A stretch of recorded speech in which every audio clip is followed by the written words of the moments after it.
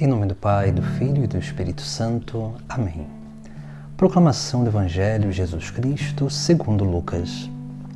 Naquele tempo, os publicanos e pecadores aproximaram-se de Jesus para o escutar. Os fariseus, porém, e os mestres da lei criticavam Jesus. Este homem acolhe os pecadores e faz refeição com eles. Então Jesus contou-lhes esta parábola. Um homem tinha 2 filhos.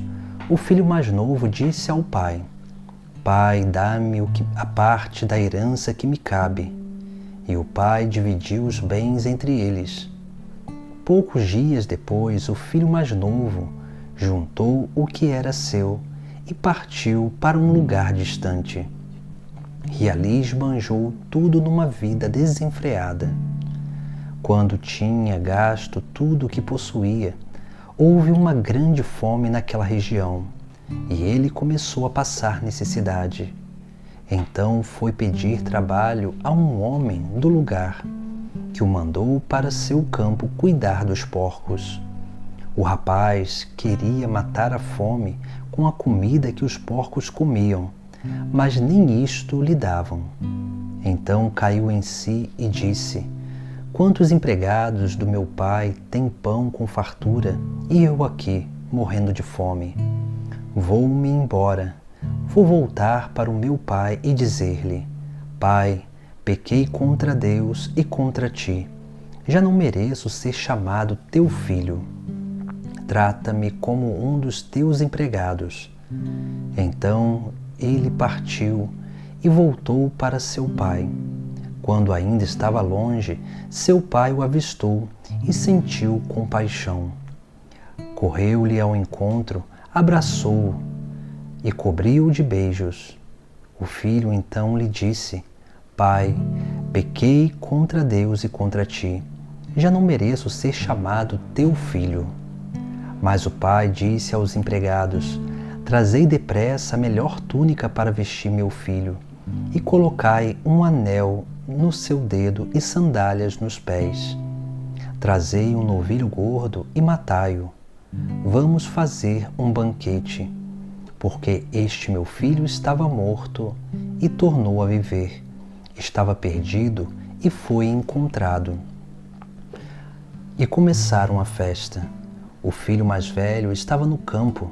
Ao voltar, já perto de casa, ouviu música e barulho de dança. Então chamou um dos criados e perguntou o que estava acontecendo. O criado respondeu: É teu irmão que voltou. Teu pai matou o novilho gordo, porque o recuperou com saúde. Mas ele ficou com raiva e não queria entrar. O pai, saindo, insistia com ele. Ele, porém, respondeu ao pai: Eu trabalho para ti há tantos anos, jamais desobedeci a qualquer ordem tua, e tu nunca me destes um cabrito para eu festejar com meus amigos. Quando chegou esse teu filho, que esbanjou teus bens com prostitutas, matas para ele o novilho cevado. Então o pai lhe disse: Filho, tu estás sempre comigo, e tudo que é meu é teu. Mas era preciso festejar e alegrar-nos, porque este teu irmão estava morto e tornou a viver. Estava perdido e foi encontrado. Palavra da salvação. Nos vemos nesse Sagrado Evangelho que todos nós conhecemos como a passagem do filho pródigo. E aqui nós vemos como que existe alguns elementos no texto sagrado que nos chamam muita atenção. A primeira coisa que nos chama atenção no texto sagrado é justamente sobre essa realidade familiar. Aqui nós vemos o pai, que é a imagem do próprio Deus. Vemos também aquele filho, os 2 filhos, que é a imagem de cada um de nós fiéis, que estamos na igreja, que estamos no ambiente eclesial, que seguimos a Cristo. Veja que aqui nós temos 2 tipos de fiéis. Aqueles que estão muito preocupados em cumprir os preceitos e aqueles que estão muito mais preocupados em se sentir bem no ambiente eclesial. É isso que nós vemos no próprio texto sagrado. Essas duas imagens.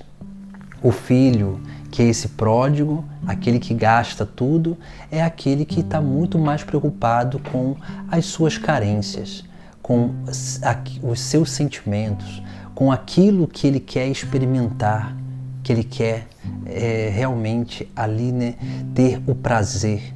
Por isso que ele não quer ficar na casa do Pai, obedecendo o Pai, mas ele quer unicamente fazer a sua vontade.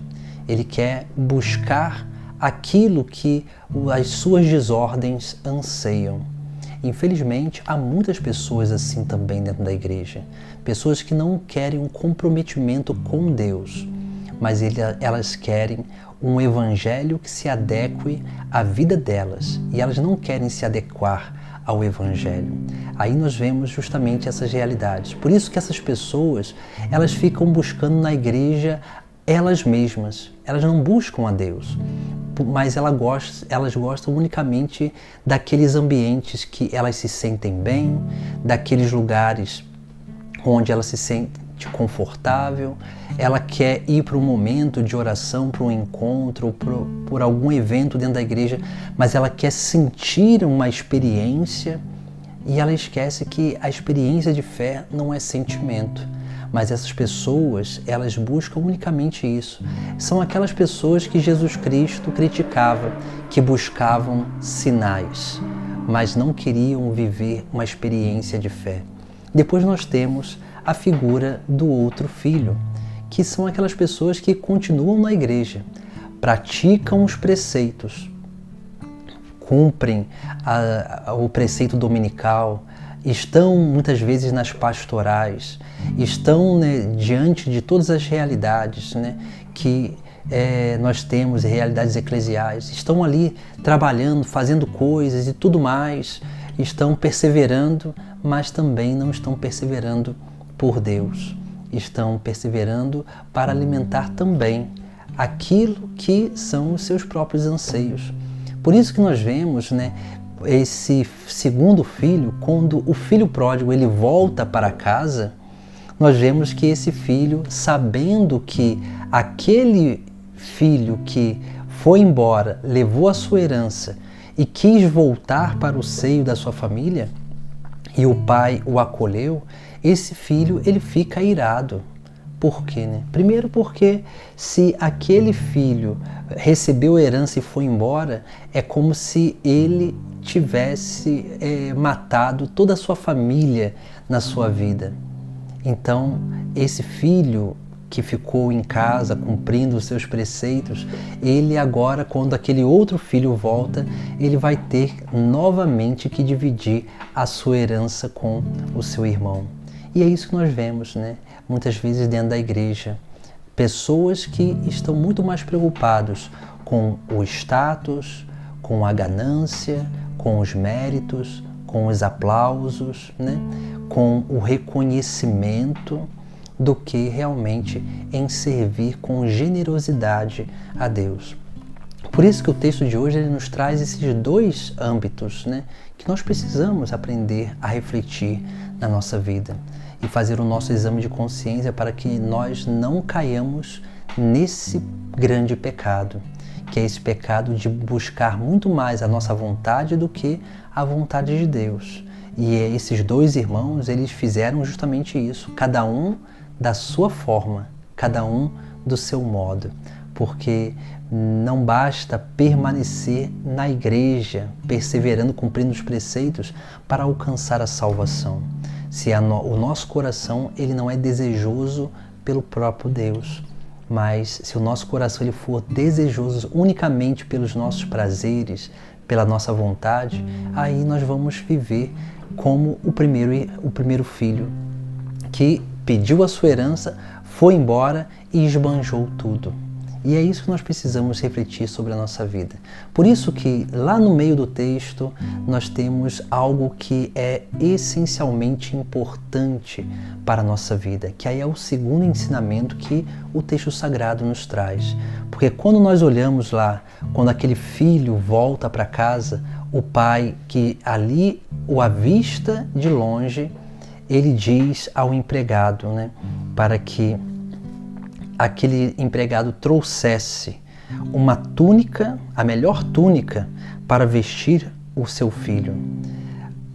Colocou um anel no seu dedo e sandálias nos pés. Então nós vemos aqui esses elementos, que nós encontramos no texto sagrado e que realmente nos chama a atenção sobre a nossa vida. E depois vai dizer, trazei um novilho gordo e matai-o, vamos fazer um banquete. Aqui nós vemos esses elementos. O primeiro elemento é a túnica. A túnica, a melhor túnica, significa o quê? A veste nova. Nós precisamos, a veste nova simboliza a santidade. Nós precisamos entender que nós somos chamados justamente a isso, a santidade de vida. E essa santidade, ela nos dá uma capacidade, a busca da santidade nos dá uma grande capacidade de buscar sempre fazer a vontade de Deus, de buscar sempre o reino dos céus, tendo em vista de que nessa terra nada nos satisfaz, mas unicamente a presença de Deus. Depois, o segundo elemento que nós vemos ali é o anel, colocar anel nos dedos novamente daquele filho. O anel, ele é símbolo da pertença a uma família, porque o anel, ele simboliza a aliança, Então, quando o pai coloca novamente esse anel no dedo do seu filho, ele está restituindo a dignidade de filho para esse rapaz. E é isso que também nós recebemos. Todos nós que somos batizados, seguimos a Cristo, estamos na igreja, recebemos os sacramentos, Deus colocou esse anel no nosso dedo, porque é esse símbolo da aliança, esse símbolo de um comprometimento. Por isso que nós precisamos entender que Deus se compromete por nós, mas nós também precisamos agora nos comprometer pelo próprio Deus. E depois nós temos esse outro elemento, que é a sandália nos pés. A sandália, ela é símbolo da liberdade na Sagrada Escritura, porque os escravos, eles andavam descalços. Uma pessoa calçada, ela é reconhecida como livre. Por isso que esse filho mais novo, que idealiza voltar para a casa do pai, ele vai querer ser até empregado do pai, ou seja, escravo do pai. Mas só que o pai devolve também a dignidade e a liberdade a esse filho. São essas coisas que Deus realiza na nossa vida. Deus, ele nos dá uma veste nova, ou seja, ele nos ensina o caminho de santidade, que é o próprio Cristo, seu Filho. Ele devolve a nossa dignidade de filhos de Deus, porque agora nós somos filhos no Filho. E depois ele nos devolve a liberdade para que nós possamos viver uma verdadeira liberdade com responsabilidade. E por fim, nós temos ali, quando o texto diz, trazei um novilho gordo e matai-o, vamos fazer um banquete. Esse novilho gordo era o novilho, o bezerro, que era cevado para ser levado para o sacrifício em Jerusalém. Ou seja, esse filho que volta, ele mereceu o sacrifício maior que uma família poderia dar a Deus, que era um novilho.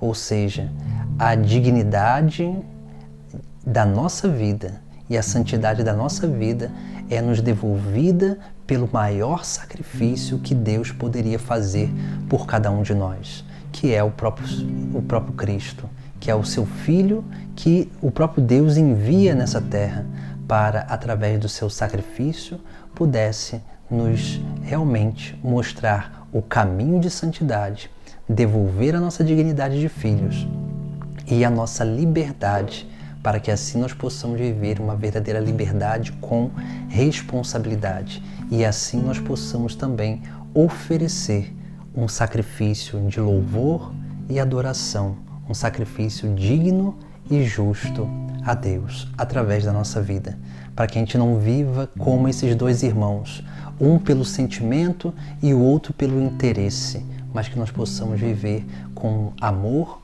e generosidade ao chamado de Deus na nossa vida. Em nome do Pai, do Filho e do Espírito Santo. Amém.